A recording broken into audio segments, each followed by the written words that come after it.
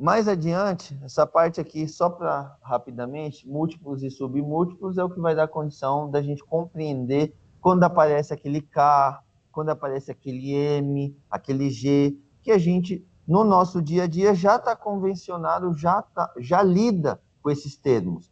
Por exemplo, quando a gente vai falar de uma distância, eu preciso viajar tantos km. Esse K já vem da representação desse quilo, e o M ali do metro. Então, seria 1 quilômetro. Mas aí a gente chama de quilômetro.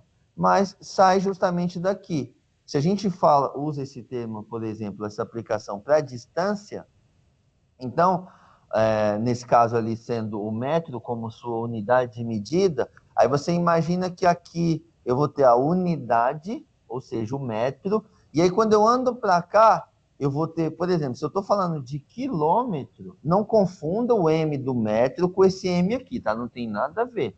O quilômetro aí, porque eu estou utilizando a unidade de medida metro, mas poderia ser, por exemplo, o quilo, unidade de medida para medir massa, ou seja, que é o grama, mas o K é a mesma ideia.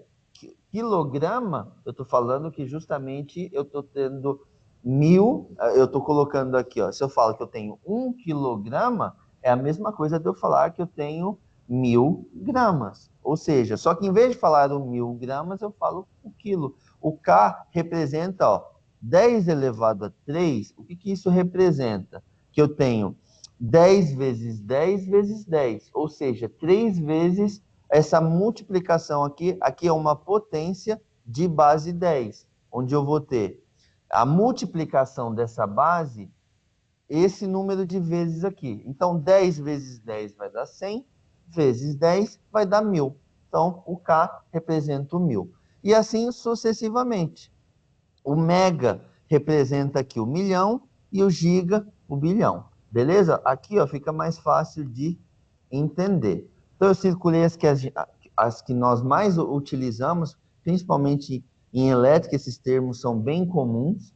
Então, ó, você tem aqui a unidade, né? Seria aqui o 1.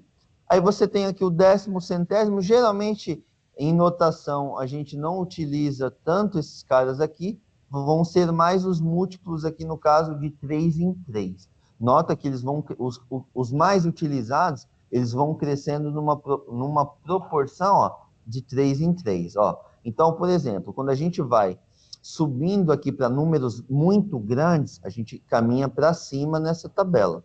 Então, olha só, 10, o K representa, ó, em extenso, o 1000. Ó, prefixo quilo, o símbolo K, o extenso o 1000, e aí aqui o numeral, né, em decimal, e aqui a potência de 10. Então, tudo isso aqui está representando a mesma coisa. Então, eu falar que 10 elevado a 3, e eu falar que é o K, é a mesma coisa. Então, o K representa 1000. Se eu falar que é 1000, também está tudo representando a mesma coisa. Aí o mega, ó, mega, M, milhão, aqui o número, são 6, o número 0, e 10 elevado a 6. E em cima o giga, mesma pegada. Aí olha uma relação interessante. Ó, qual que é o valor da potência aqui? Qual que é o valor do expoente? Aqui onde eu estou iluminando aqui, ó. 3. 3 é o meu expoente.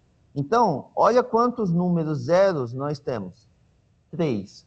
Olha o próximo, ó, 6, quantidade de zero, 6 também. Aí olha depois, 9, quantidade de zero, 9. Então você já meio que consegue entender que há uma relação dessa potência para a quantidade de zeros, se você quiser escrever o número numa forma decimal, beleza? Isso é importante vocês terem em mente, até para, por exemplo, onde vocês utilizam bastante isso, medição de resistência. Então, lá na unidade de resistência, é comum a gente ter que adequar o instrumento para aquela unidade de medida, e aí a gente precisa saber como ajustar de acordo com a resistência que a gente está querendo medir, de acordo com aquele componente que a gente está querendo medir, a gente ajusta o instrumento de uma forma a ter uma precisão maior. E aí, descendo, é a mesma coisa, ó. Então, agora a gente vai representar números muito pequenos. ou seja, menores que 1. Então, ó, agora você vai ter o menos aqui, o expoente ele vai ser negativo, porque ele está representando justamente agora números muito pequenos. Então, quando você caminha aqui, lá, vamos começar dos mais utilizados. Então, aqui, ó, o menos 3, ele vai representar o mili, a letra aqui é o M minúsculo, porque se for maiúsculo é o mega, tem que ser minúsculo. Aqui é o milésimo, e olha só, aqui a quantidade de zeros, ó, você tem 0,00. Quando você soma todos esses zeros, você vai ter aqui, ó, a quantidade de 3 zeros, beleza? Aí aqui a mesma coisa, segue o mesmo exemplo. Aqui 10 a menos 6, você pega aqui a quantidade de zero, 0,00000. Então, 5 zeros após a vírgula, e aí o número. Aqui, ó, milionésimo. Aqui, esse é parece um Uzinho, ele representa micro, que é o nome aqui do prefixo. Aí depois você vai ter o nano, que é o bilionésimo, ou seja, 10 a menos 9. E aqui a quantidade de zeros, a mesma.